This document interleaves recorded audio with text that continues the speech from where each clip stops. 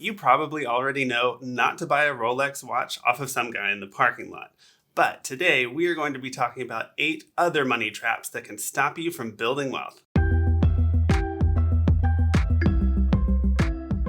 Hi, I'm Joseph. And I'm Tasha with One Big Happy Life, and we help you find balance, build wealth, and live happy. Everything that you need to create the life that you want. As you're getting into your 30s, you are probably thinking about building wealth, retirement, and enjoying the life of leisure. Well, it is important that you go ahead and avoid these money traps, which can really set you back. Money trap number 1, not having a 1-year spending plan. Many people make the mistake of having a monthly or even weekly budget. The problem with this is you can't plan for what's happening in the future by looking at such a short point in time. Building wealth is a long-term process, and the best way to align your future goals with what's happening now is by planning for an entire year, so you're not sacrificing something that you could have planned for in the short term for your long-term future goals. Money trap number 2, staying in a job that doesn't pay you enough.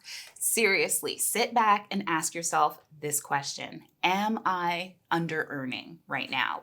Do I feel like I am being paid what I'm worth? It can be so tempting to get comfortable and stay in a job because you know the work, you know the people, and you have this great steady paycheck, but you know that you could be doing more or earning more. And honestly, that's why we also push people to know their minimum savings rate and to have their 1-year spending plan. Because once you have your minimum savings rate and that 1-year spending plan, it becomes glaringly obvious if you can't fit in all the things you love in your budget. That lets you know that you may be under earning. So your 30s, this is a prime time in your life to make the changes in your career that you need to make in order to make the kind of money that you want to make, to have the kind of lifestyle that you want to have. Number 3, staying in a job that you hate because the pay is high.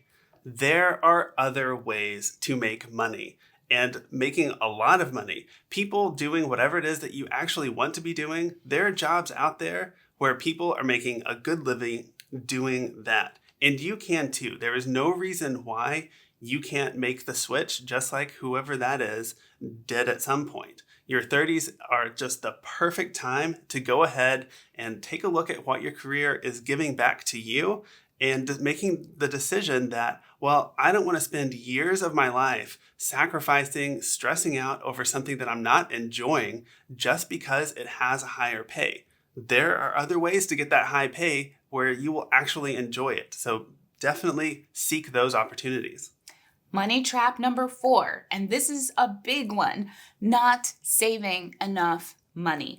It is so important that you start saving immediately. If you haven't started saving in your 20s, that's okay. We didn't either. But by our 30s, well, I didn't. He was 3 years younger than me, so he did start saving in his 20s. But I didn't start saving until I was 30. And the reality is that if you hold off on saving just 5 years, so if you don't start at 30, you start at 35, you'll end up having to save something like double the amount for the next 30 years to catch up, to make up for those 5 years where you didn't save. So what that does is it makes it harder and harder to hit your ultimate wealth building and savings goals the more you delay savings, which is why we encourage you, and we talk about this a lot in Wealth Builders Academy. Know your minimum savings rate. Know the amount that you need to save every single month in order to retire when you want with the lifestyle that you want. And so always make it a priority to hit that number first every single month. Number 5, overemphasizing rapid debt payoff in lieu of savings. A lot of people think that debt payoff is the thing to do, but that means that you could be sacrificing millions in future wealth just to save a few $1,000s in interest now. As Tasha mentioned earlier, figuring out that minimum savings rate is huge, because then you know what number you need to be hitting and not to be sacrificing some short-term goals in lieu of your longer-term retirement plans by sticking to that minimum savings rate. For an example of exactly how focusing on debt payoff can cost millions in lost net worth over time, we'll drop a link down below to our video about why we don't follow Dave Ramsey's baby steps, where we walk you through 20 years of projections and show you exactly the difference in cost there and the difference in how much wealth we're able to build by slow paying debt. Number 6, spending too much on a house. Buying a more expensive house means that you'll have more expenses that come along with it. And you might not have anticipated these when you were signing that sales contract.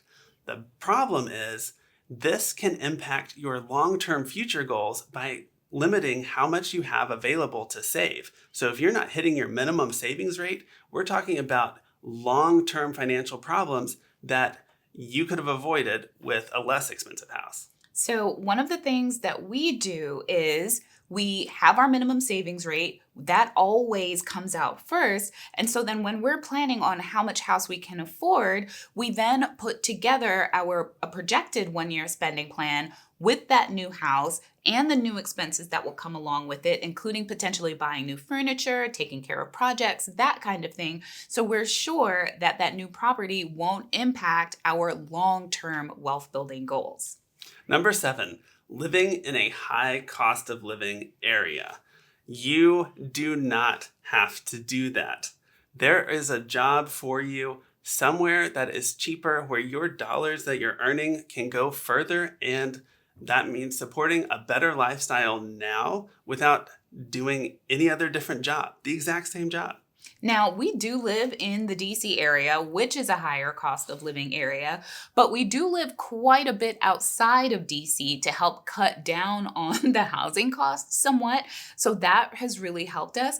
But we are also planning and strategizing for when it's time for us to move out of here, because we definitely want to move because it is extremely expensive. So yes, you can move to a higher cost of living area temporarily, maybe for the perfect job that helps build your resume and gives you that expertise, but you definitely don't have to stay there. And you may also want to consider even taking a bit of a pay cut to move outside of the higher cost of living area, because you don't need to make as much in order to have an even better lifestyle.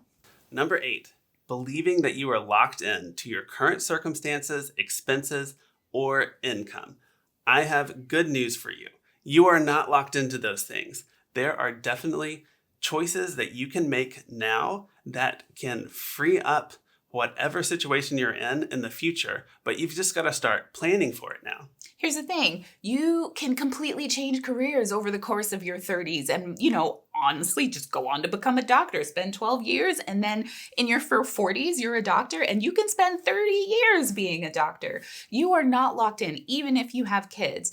I mean, look at us right now. I was a lawyer for 8 years, and now I'm transitioning into a small business owner, not being a lawyer. Like, I did not start my own legal practice. I started an entirely new business, related to my previous industry, but not legal.